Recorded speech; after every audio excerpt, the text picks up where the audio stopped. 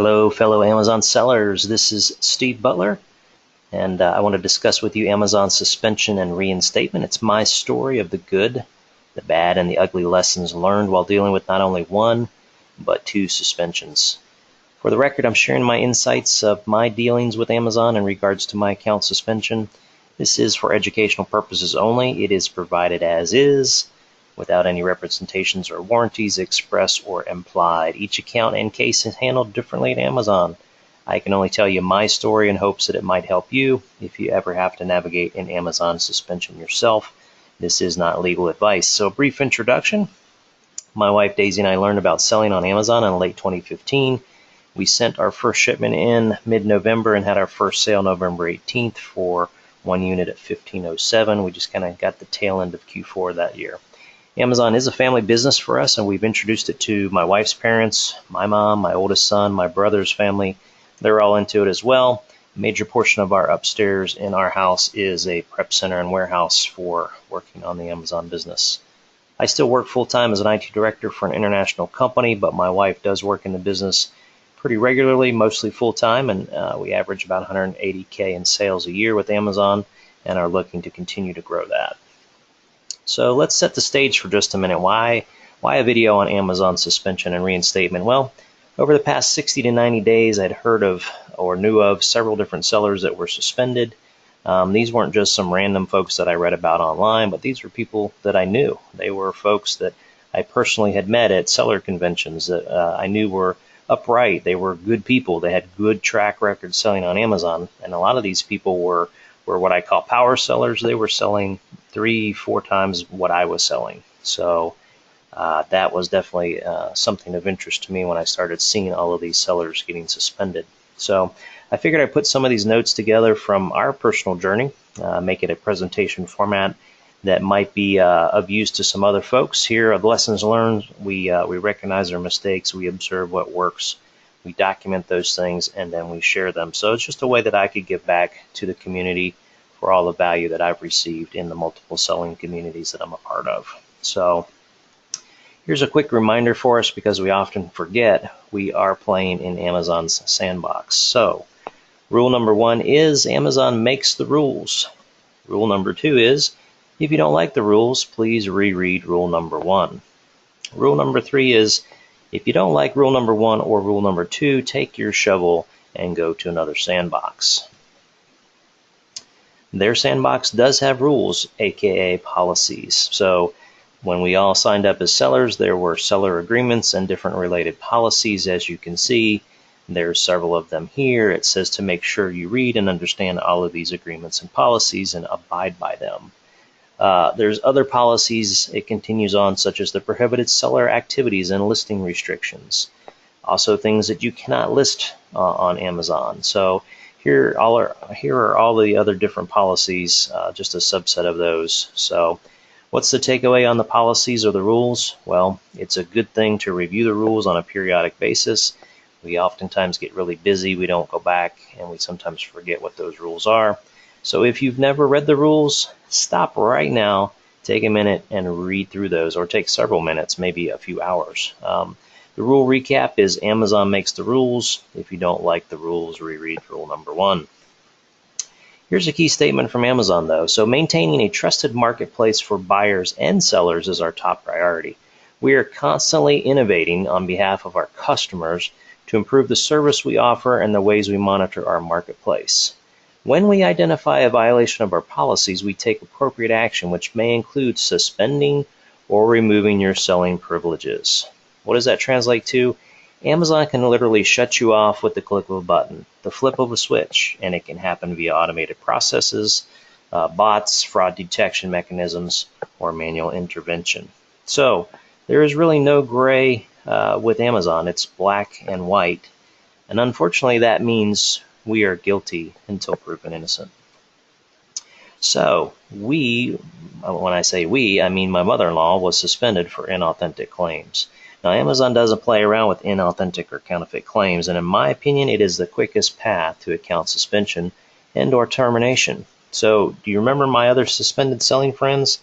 Well, they were selling anywhere from 50 to 75K, maybe even more per month on Amazon, and they all got inauthentic or counterfeit claims, brought them to a screeching halt. So here's how the suspension went down for my mother-in-law. The day before she and my father-in-law were going to leave on a 10-day cruise on the Great Lakes, she got this lovely email from Amazon. Hey, seller, guess what?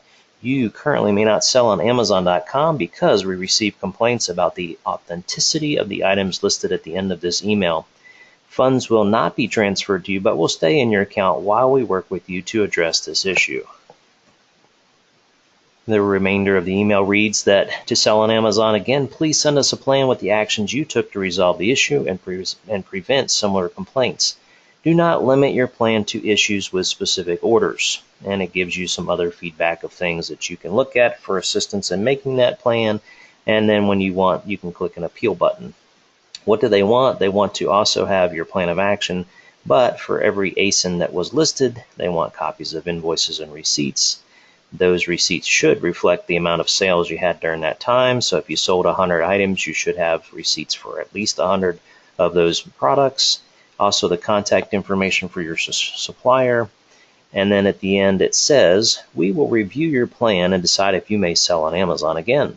If you do not send an acceptable plan within 17 days, we may not allow you to sell on Amazon. Failure to appeal this decision may result in us permanently withholding any payments to you, and any FBA inventory of the items that caused inauthentic complaints may be destroyed at your expense. Okay, so that's a pretty tall order. We need to get busy on this. So the last part of it says, hey, you can see your balance and settlement information. Please look at these other policies. Again, we talked about policies. So they want us to review the anti-counterfeiting policy and the general policies and agreements. So here are the listed offending ASINs. They're not the actual ASINs, but they were both socks. One was a Nike men's sock and the other one was an Air Jordan crew sock. Both came in as inauthentic. So 2 inauthentic claims on the account. So our first action in the suspension was to stop the clock. So we had to do a quick communication back to Seller Performance, letting them know, hey, my in-laws would be out in the middle of the ocean, of the water. They wouldn't have access to any email, to any business files, to any receipts. And it was going to be 10 or 11 days that this would be going on. And it would be a top priority when they got back from their trip. So this was August 16th, T-minus 17 days and counting. So what do we do when we look at the email? While they're getting packed up, we're kind of reviewing the email, we're interpreting it, and it says, to sell on Amazon, please send us a plan with actions you took to resolve the issue and prevent similar complaints. Do not limit your plan to issues with specific orders. So that's a key statement. Also, they wanted the invoices and receipts. So we kind of knew that. We figured as much. So in my mind, reinstatement for her would boil down to doing these 2 things: creating an acceptable plan of action, and then also submitting the proof of purchase of the said ASINs. So we began researching what to do. I started looking at all the different face groups and different threads on suspension. It seemed to be a hot topic over the past 60 or 90 days. So there was a lot of things to read about on suspension. I also knew a couple people that had spoken at other conferences I'd been at over the past 2 years. I knew they were experienced at helping people with suspension issues. That was something that they now did for a living, so I could tap into them. I also messaged a couple friends who were currently going through or had gone through a suspension event and asked for some of their advice. I also asked Google what it knew about it. Sometimes it knows quite a bit. So the next day, August 17th, with the results of some of my internet searches, I did come across an ex-Amazon employee who used to work in the seller performance department. That was kind of intriguing, and this is where I started. I consumed his online videos, his course, and ebook content while my in-laws were setting out to go on the cruise. The plan was when they got back from their cruise, after about 10 or so days, we'd do an account review together. We would sit down and write up a plan of action and then submit it along with the receipt copies that she was in possession of. So a week after the initial suspension, it was great that Amazon called and said, hey, we're just trying to reach out and find out if you have any questions about why you can't sell on Amazon and help you appeal the process. Well, that's great, Amazon. You might not have read the case notes that said they would be out on a boat in the Great Lakes somewhere. So this isn't their actual cruise, but it does look like it's a pretty cool thing to do if you wanted to start up in Montreal, and go through all of the different little lakes there. So again, Amazon, they're out on the boat. While they're out on the boat, I get busy gathering data for the plan of action. I start researching the account. I start looking at any specific orders that might have been refunded or that were listed against those ASINs. I look through the direct customer messages, start reviewing return reasons for the report, item reviews on the listing pages, etc. Just starting to dig in as much as I can into the account. So now it's August 28th. The sea travelers are back home. They've been home for a couple days. We start working on the plan of action. We write it, we revise it, and then we get it ready for submission to Amazon. Now, what did we learn? We learned to be concise when we're writing a plan of action. We learned to provide any of the data that we found as far as other things that were, basically different from the orders or other than the orders they might point out. We again said we learned not only address the obvious infractions, but also see what else we might be able to clean up. We also learned that you should write in past tense, meaning that what you found isn't an issue anymore, that you actually took some action to resolve that, make sure that that type of problem that you identified wasn't going to be something that would also happen in the future. That's what Amazon's wanting you to know. Or wanting to find out from you, is that you've actually found some issues, you've rectified them, you've put in place processes, standard operating procedures to make sure that that doesn't happen. What did we put in our plan of action? Well, I'm not going to give you the full plan of action, but we called out some of the supplier concerns, such as Nike products that might not have been bought at a full Nike factory authorized outlet. Those could have led to a possible counterfeit issue. We called out that we needed to make sure we were checking all of the listing detail pages, listings, making sure they're 100% accurate. Also checking to make sure the ASIN reviews were being handled properly. Called out repackaging concerns where customers may have received goods that may have been sent back and not properly inspected. That was another item that we called out. So this is where the fun begins after we go through all this. In the early days of ungating, I'll digress just a second. The process was quite frustrating because you were in this loop of them constantly saying they needed additional information, even though you'd submit the number of receipts and the number of items, etc., that they wanted. And it felt like you were being, going round and round on the playground, right? You were that kid riding the merry-go-round, you wanted to get off, and just the big guys are just pushing it faster and faster. You just want off. The same robo-type responses seem to prevail in the suspension process. Those things are like almost immediate sometimes when you send your information in and want the same information. So even though I had gone through a writing course about plan of actions, what to put in them, how to format them, even after I kind of looked through the account with my mother-in-law and we thought we had done a pretty good job, even though we wrote what we felt was a rock-solid plan of action, guess what? Denial email number 1 came. We were denied our appeal. Hello, your plan does not sufficiently address counterfeit complaints. The items we received complaints about are at the end of this email. So I won't go into all of the details on the screen here. However, they did say include more details about the steps you've taken to prevent similar complaints. Describe how you will prevent them, not how you will react to them. Then it says, based on our investigation, this complaint was not caused by issues out of your control or anti-competitive behavior. So that's good to know that supposedly we weren't framed, or she wasn't framed on this particular issue. They wanted some additional details. Okay, we thought that's fine. We'll go back and do that. But this is where the serve comes from us back to Amazon, right? We're going to start playing ping pong. So back and forth, we went with the Amazon performance team. Suspension denial email number 2. So we made some modifications. Again, we sent our first one on the 28th. Now it's August 30th, and it says your plan does not sufficiently address the complaints.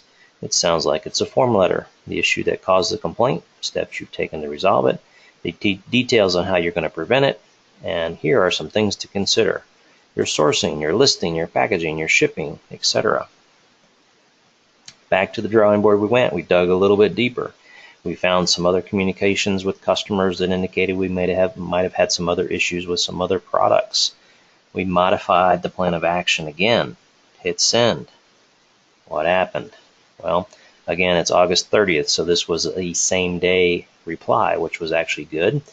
And we thought we might be getting somewhere. So this was not the same email, but it says, hello, to complement your plan of action, we'd like you to send us invoices showing proof of purchase of your future inventory.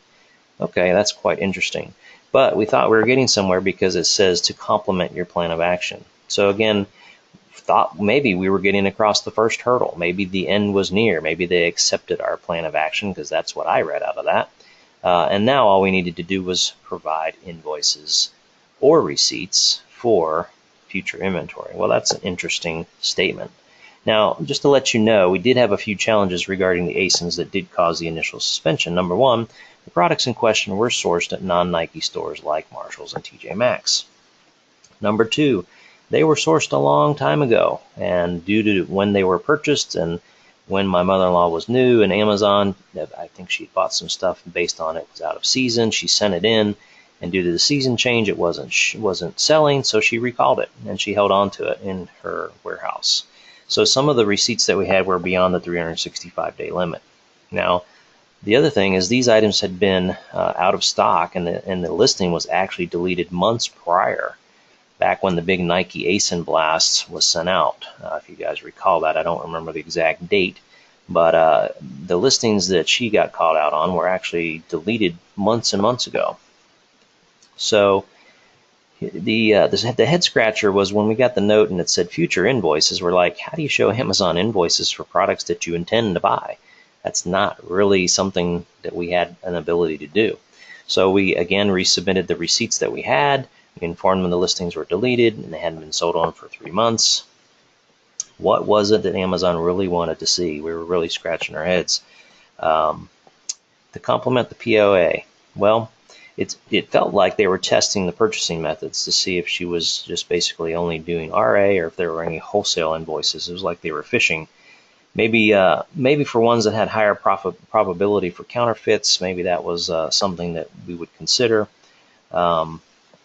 I restated in the case when I worked with her that the email says that invoices or receipts were acceptable, and that's what we did. Now, my mother-in-law keeps meticulous records. She's got notebooks. She's got every receipt of everything she's ever bought, and it's probably copied 3 different ways and in 3 different notebooks. So there was no question that we could identify where she bought the goods, but the question was, it felt like she was starting to be singled out about her product acquisition methods. So it's still August 30th. We're waiting. We get this email, an update from Amazon says, hello, we're still reviewing your account. We'll send you an email when we finish the review. We wait. Later on, dun da da da, suspended, terminated, game over. Subject of the email on September 1st, your Amazon.com selling privileges have been removed. Hello, you have not sent us an acceptable plan to address the problems with your account. This is against our policies. That's interesting. As a result, you may no longer sell on Amazon.com and your listings have been removed from our site. Now, keep that in mind when they say that your listings have been removed from the site. All of your data is still in the back end. It's just they're not being shown to potential buyers. So there's other verbiage in the rest of this. We won't go through that. Again, you can see your balance and your dollars and all of those things. You can contact payment status funds for that kind of information. And here, if you want to appeal this decision, again, that's a critical piece of information as well. Just said that we were removed, but yet we could still appeal. So that was good news. Well, guess what? You're darn right we want to appeal, and we're going to appeal. So back to the drawing board we go again. Now this time we didn't rewrite our POA, but we wrote a strongly worded email rehearsing everything that had happened, asking seller performance to stop being so vague. Well, of course, what did we get? We got the form letter. Hello, we still need more information about your plan to address inauthentic complaints. Please reply with the issue, the steps, the details. Well, that stuff had been in there from POA number 1 when I originally read the documentation from the gentleman who worked in seller performance. Same details. Here are a few things to consider: sourcing, listing, packaging, etc. It was as if we were having a stare-down competition and we were waiting to see who blinked first. But of course, Amazon clearly had the upper hand or the eye, but I wasn't going to give up. I knew how hard dealing with Amazon could be at particular times, but this was really getting ridiculous. I was starting to pull my hair out.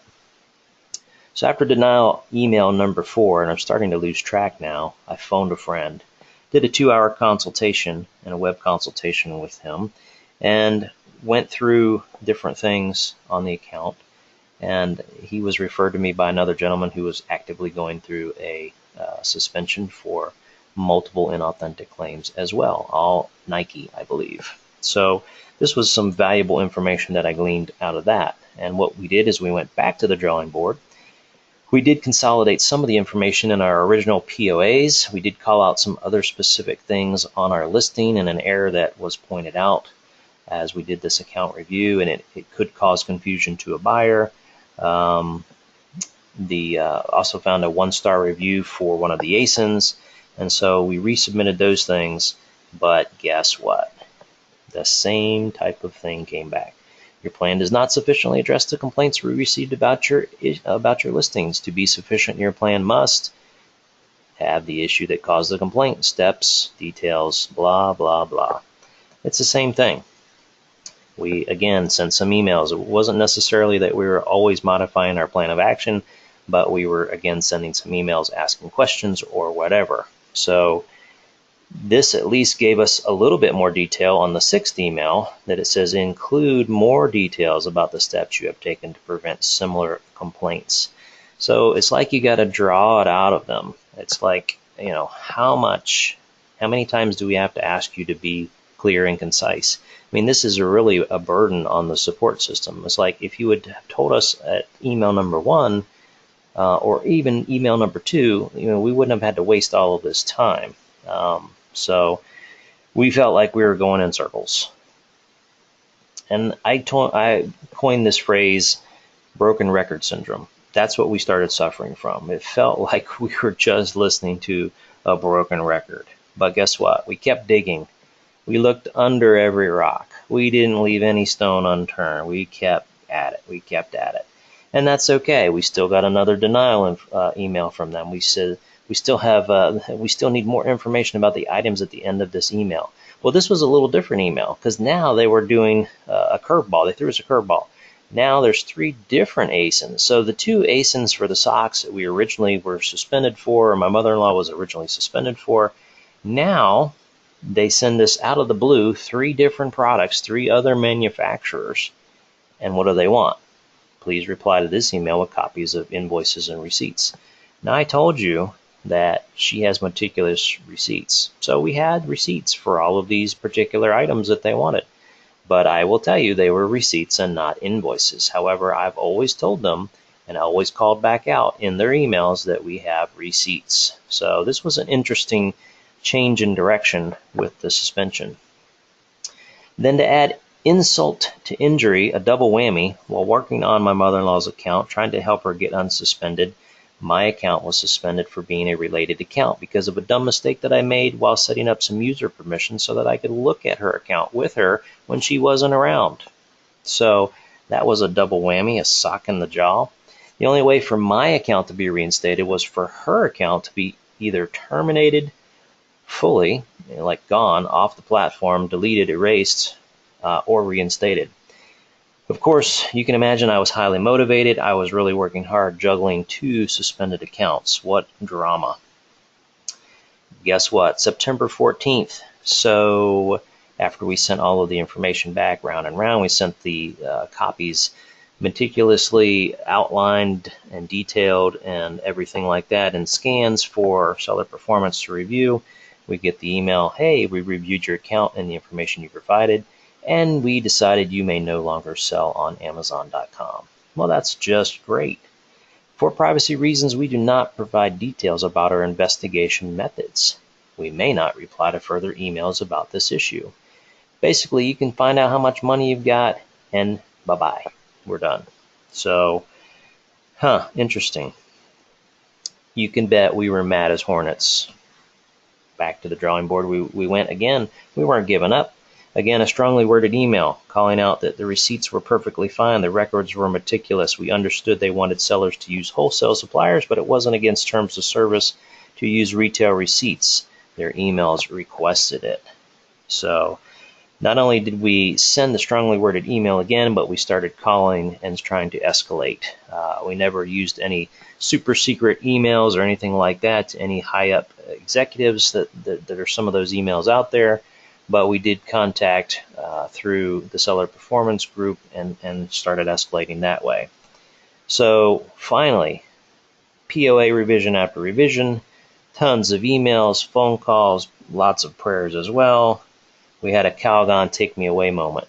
We had success. We had a breakthrough. We had a mysterious email show up September 16th that says, hello, we've decided that you may sell on Amazon.com while we review your account. We're still going to hold your money while we do this review for the preceding 14 days, etc., blah, blah, blah. So at least my mother-in-law's account was reinstated. So now it's finally go time. The sales machine's turned back on. Within minutes of that being turned on, the phone starts dinging. Sales are being made. My account is also reactivated. I was turned off the morning of the 13th, and I was turned back on the 16th as well. So that was happy days. A full 3 weeks of blood, sweat, and tears, about a week of prep. Again, suspension notice came on the 16th of August, reinstated on the 16th of September. Now I've heard, and it seems like it's about a month-long process for most suspensions. Sometimes it's 2 weeks, sometimes 3 weeks, sometimes 4 weeks, sometimes more. I've heard even 6 or 7 weeks. Painful process. And this is happening to people that have real receipts from authorized locations. Go figure that one out. So let me just share a few hints, tips, notes, and things that I learned along the way that may be helpful to you. Number one, first and foremost, you've got to be persistent. I think they may prey on the weak. If you don't have backbone and persistence, then you might just close your account. And maybe that's what they want. I don't know, but the quote from Edward Eggleston says, persistent people begin their success where others end in failure. You've got to be tenacious. You've got to be repeating. You've got to be persisting, especially in spite of opposition, obstacles, and discouragement. That's what you got to do when you're dealing with Amazon. It isn't easy. Second thing, when you get a performance notification, be sure to read it, acknowledge it, respond to it, all of them. Okay? It's in your best interest to acknowledge that you've read that, to at least see that you can reply to it or whatever, so that Amazon knows you're serious about your account. Get help. Well, there's several folks out there who can assist you should you run into a suspension issue. Best advice is to keep your account clean by taking the preventative measures that you learn from others who've gone through it. There are several suspension prevention guidebooks and ebooks online. I'm not going to recommend anybody directly in this video, but look in forums and Facebook groups for folks that have successfully navigated suspension. Ask who they would refer you to. As a technical writer myself, a business person, I really didn't fear taking on this reinstatement challenge, but it isn't for everyone. A paid professional's help can go a long way, especially when they're used to seeing the patterns in the rejection emails and things, and they know some of the key words. I think that is really what it comes down to, is knowing the right words to say in the right format. And no, for those that might be wondering, I am not going to open a suspension consultancy yet. ASIN notifications. This is one of the things that we called out on our plan of action. So you get those things, and sometimes quite frequently, but take time to read the ASIN notifications. It lets you know that something's happened to part of the listing, part of the details.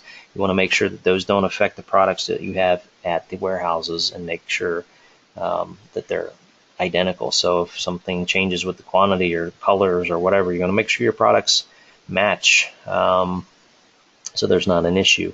I'd say most of the time that these ASIN notifications come across your email, they're pretty insignificant. They are just simply somebody's modified the title or the keywords or something in the description. Maybe they've added better dimensions or weight or something like that, but you still need to take time to review them. Again, you should be familiar with what an ASIN notification email looks like, but here's an example just in case you are not sure. You'll get an email from Amazon Selling Coach that says, we're writing to let you know the following detail page attributes have changed for the listing of this particular ASIN. These are the things that could change, and this is what actually came in that particular report. So it gives you our SKU, gives you the ASIN number, and it actually tells you what change was recorded. So again, just something to stay on top of when you are running your account. Another tip is to be kind but firm. So when you're dealing with seller support, it's definitely sometimes something that's easier said than done, especially when it feels like you're talking to the hand and you get the robotic responses. This is your business, so while you're suspended, your funds are too. So it's important that you continue to ask questions and move forward, remain calm, but again, ask them specific things. Try to get to the root of the issue quickly. Provide accurate data in your responses and respond very promptly.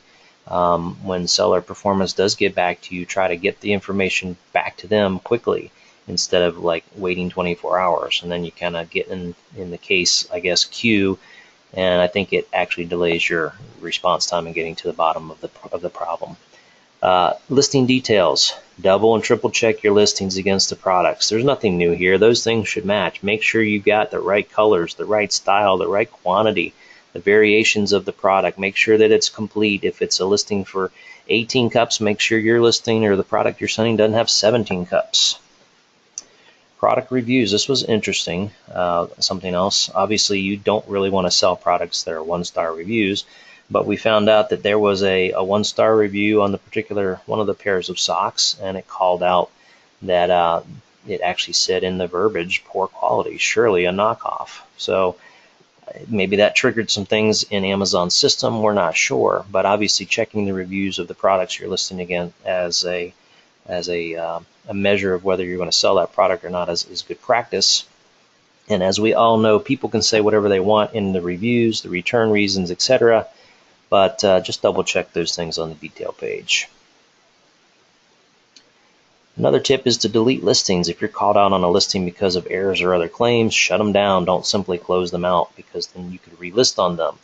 What you also need to do is recall your inventory. Get it out of Dodge. We've heard many stories too of folks being held up on a reinstatement because they passed all of the information to seller performance, but the listing was still active, or it was in an inactive state, but it still existed in the seller's account. And so this is one key thing that I've heard over and over. Make sure you delete the listings. Now with my mother-in-law's, the irony was that her listings had been deleted for 3 months. So I'm not quite sure what the deal is with that. But anyway, this is just another tip that I've heard in dealing with this. This tip goes without saying, but keep really good records. Keep all of your receipts. And then if you use gift cards, you got to make sure you track all of that as well. Make sure that if you buy merchandise with a gift card, you have a receipt of the credit card that you bought the gift card with, and hopefully it matches the receipt or matches the credit card that's on file with your Amazon account. Now that's somewhat hard to do because we all have different credit cards we use for getting our free airline or hotel stays or whatever, but just keep really, really good records. Consider your suppliers. Now we know retail arbitrage is alive and well. It's no real secret, though. Amazon would prefer a perfect world where everyone bought goods via wholesale suppliers. It makes their life really easy. Now, for highly counterfeited items like Nike, you might consider only authorized distributors or suppliers that have great records to back you up should you get a suspension notification. It just felt like during the part of the review when I was working with my mother-in-law's account that a lot of their actions were almost like they were trying to squeeze her off of the platform. So another thing is taking pictures. So that's a good tip. Consider taking pictures of your products. The condition, it can show the condition, and obviously you can have the UPC code and the receipt match so that it makes pairing up these things very easy. If you have to supply any of this data to Amazon, you have a picture. Contact via phone. So instead of going through the email back and forth loop-de-loop, one of the things that I learned, I saw this URL at the very bottom of one of the emails, and I found it somewhat helpful. I'm not sure if this gets you to a different area within Amazon or not, But this URL said, have questions, let us call you right away. And you can see the URL, and it has contact us/performance.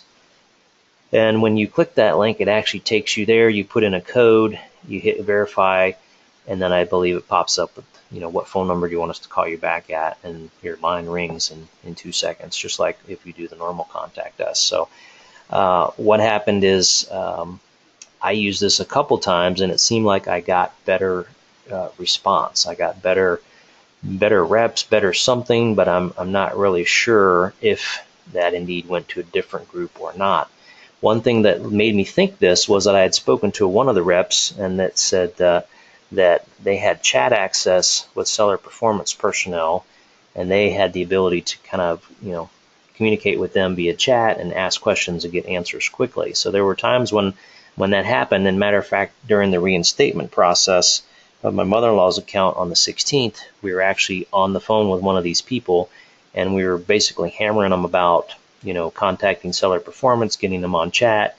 And the person was pretty adamant, like, okay, I've done it. I think everything's going to be good. Just resubmit what I'm telling you to do.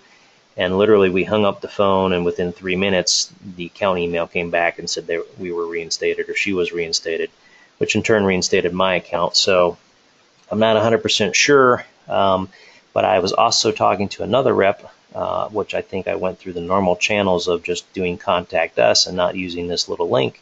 And that rep, when I asked him about using the chat feature, he's like, well, I don't have that feature. I know that there's some other specialized reps who have the training, and they have that chat access. So for what it's worth, if you get the email, you use this link, it might get you through to seller performance support reps that help you quicker. Not 100% sure, but you can try it. Again, maybe there's a faster way. Again, it's just worth a mention. Here's another tip: read return reasons. So many of the times we simply will see an email from Amazon that says that a refund has been initiated. We all know that's part of the business that we're in. We're going to get refunds. But what you may want to consider is going into the section of Seller Central under Reports, Fulfillment. This is going to bring up a screen that says FBA Customer Returns. You can drop down and do any of these selections. You can be specific with exact dates, or you can go back any of these time frames. I would encourage everyone to go through and do that, run this report, and see what actually shows. This is a portion of the screen. It didn't show you the SKUs or the ASINs, but this is what it looks like. You'll get all of the different ASINs and things listed to the left. It gives you the quantities. It gives you the fulfillment center, what the disposition of the product is, a customer return reason, and then the status over here. What you want to do is you want to dive in. You want to look for these clickable URLs. You also want to look for return reasons that might be on the same ASIN that are over and over. So if you see consistent issues with an ASIN, like product is not as described, or the product is defective, you want to get to the bottom of those ASAP. It's a good way to stay ahead of a potential suspension issue, get ahead of something before it goes too far out of control, before 50 units go out or whatever that have this same problem. So if you are confident, though, in your quality control measures, and your products are in top shape, you've got you get pictures before those items went to the fulfillment center and ultimately to the customer, and definitely ask the customer for more information. It may merit you opening a case to get some reimbursement money, where you can prove that this item was in great shape before it left or whatever. We all have read reasons that people write for returns. Some of the things that people write for returns and reviews are quite comical, like when they mistakenly order multiple units and different things. But clicking on those URLs sometimes will give you information about the ASINs in question, and maybe you can find a pattern or a trend. What I don't like is that somebody can say that something's defective, but they put a customer comment of too small, or they didn't like the color. So that doesn't make it defective. So I wish there was a better way that Amazon did some things with, actually getting the right reasons that a customer returned the product. However, this is an important thing that you should consider looking at. Another thing that we've heard reverberated throughout the community is repackaging. So there's an option in your settings for allowing FBA to repackage products. So It says under the program overview that units returned by customers and received at our fulfillment centers are checked to ensure that they are in sellable condition, etc., etc., etc. So FBA can perform reboxing, repolybagging, shrink wrapping, etc. at the fulfillment centers and make those things basically in new condition. Well, this for folks that do shoes and maybe apparel, some other things, there may be types of products that you don't want Amazon to repackage. There's a particular seller I know, he feels strongly that this is really something that burned him in his account. But you can consider being selectively using this function or turning it off completely. So if you go under Settings, Fulfillment by Amazon, that'll pop up a whole bunch of settings, but you need to go down to the window part that says Repackaging Settings, click on the Edit button, and then you'll get a screen that's like this. So repackage unsellable customer returns. Enable, and then you can also select what you want to do, whether you turn it off or turn it on for different things like that. So these are all of the options that you have. So you may want to make modifications to this. So that's just something that we've learned over the time. Another tip is hidden metrics. So while you might have a dashboard that looks like this in Seller Central, everything's green, everything looks hunky-dory, behind the scenes, there's some other things that Amazon can see. So remove feedback.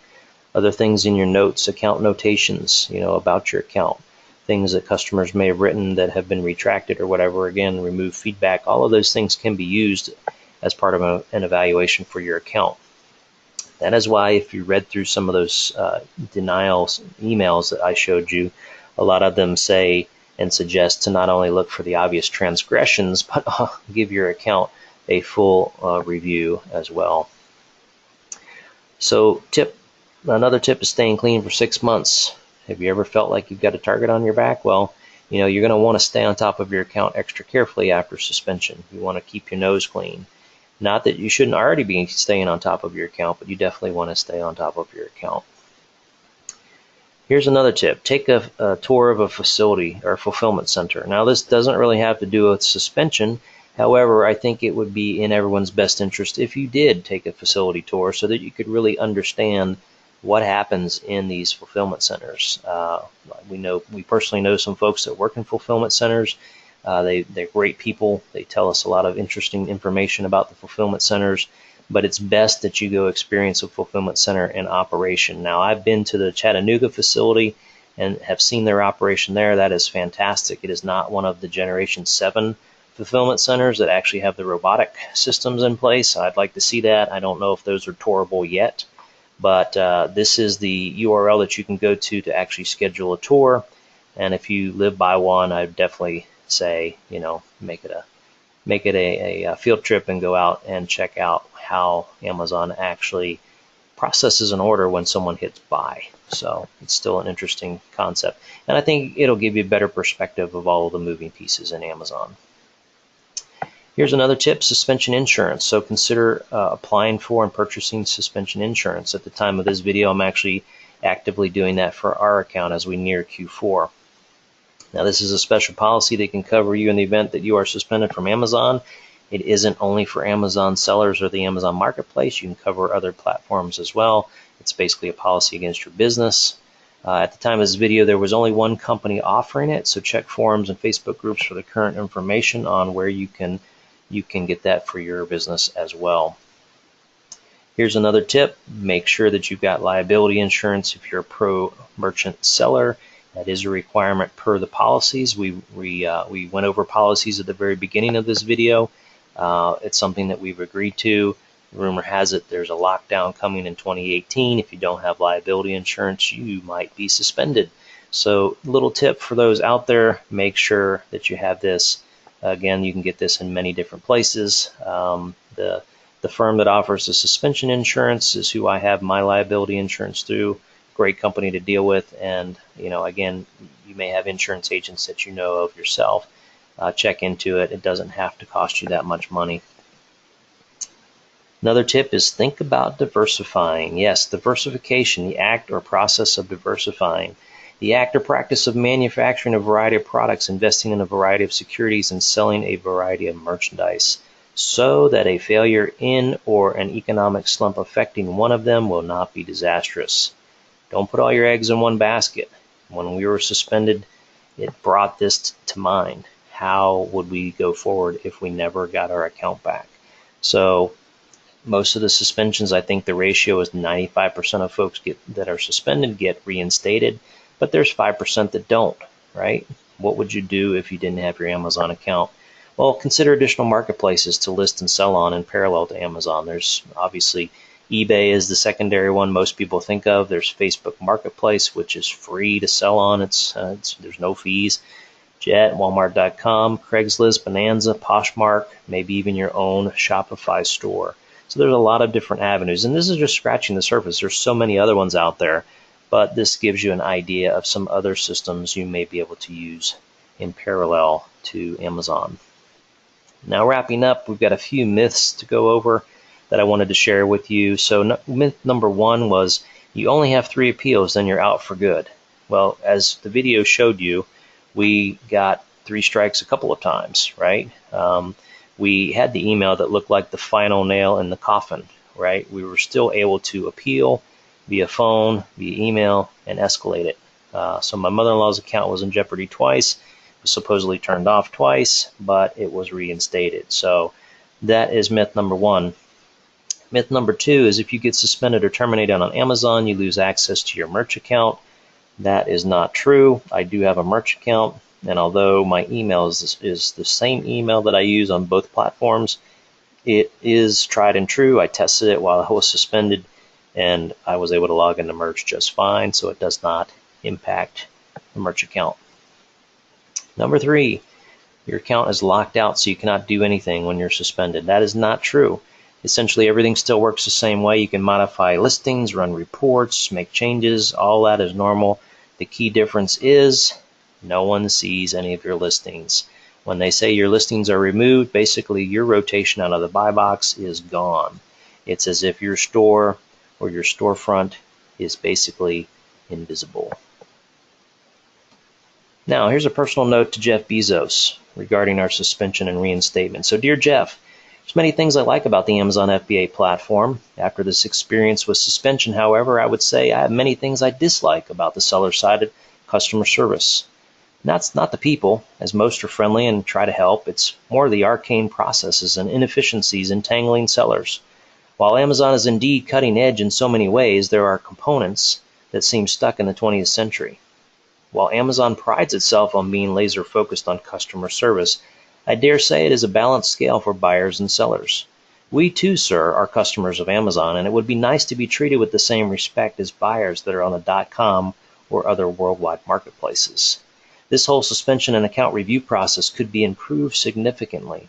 I'd like to see sellers who have good metrics and have been on the platform for some time be given the benefit of the doubt when an inauthentic claim comes in and they are labeled innocent until proven guilty.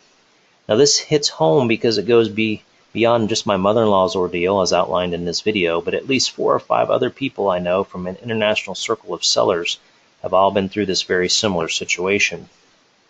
These are people who'd give the shirt off their back to someone in need.